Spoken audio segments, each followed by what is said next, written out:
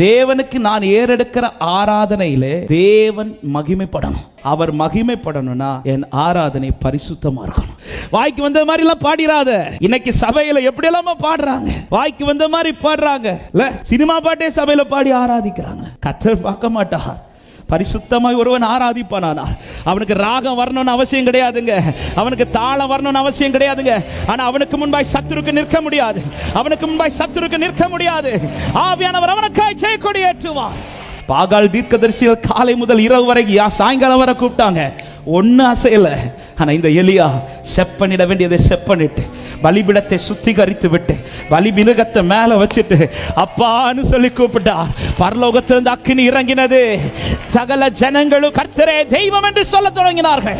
அன்பான தேவ ஜனமே, தேவனை ஆராதிக்கிற ஆராதனையில் கர்த்தர் மகிமைப்பட்டு எனக்கு அவர் யுத்தம் பண்ணி ஜெயம் எடுக்கணும்னா என் ஆராதனை பரிசுத்தமானதா இருக்கணும்.